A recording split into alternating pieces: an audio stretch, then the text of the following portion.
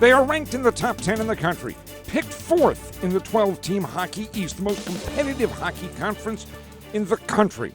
They have put together 5 straight 20-win seasons, and they've gone to the NCAA tournament 4 times in the last 5 years. They are your UMass Lowell Hockey Riverhawks, and none of that means anything. The season starts this weekend. Minnesota Duluth will visit the Tsongas Center. They're also a top 10 team. It's a very good matchup. They're a team that gets after it on the forecheck, and they're very aggressive in everything they do, and they mimic Lowell in many different ways.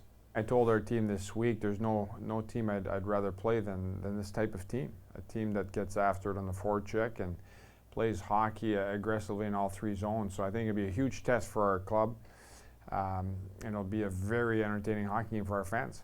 Every year, you know, you got a new group of guys, and you never know what you're going to get coming into the year, but you know, we hold ourselves to high expectations here. We have high goals, and we know we're going to achieve those. We're excited to get the season started. Obviously, it's been a long off season.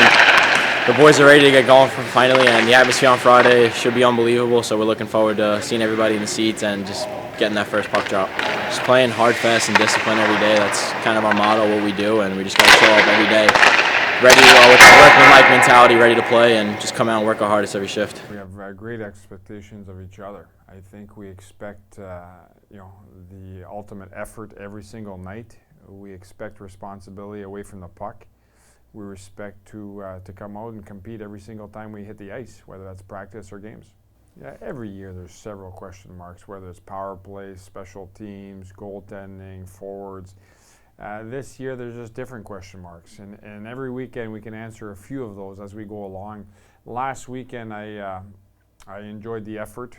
I certainly enjoyed the execution. Whenever you can score 7 from 7 different goal scorers and score a couple on power play, you're having a great game, and that's what happens. So we answer a few questions every week, and that's how it's going to go for some time here. The media tells us the biggest question mark for this hockey club is who's going to be in nets? Who will the goaltender be?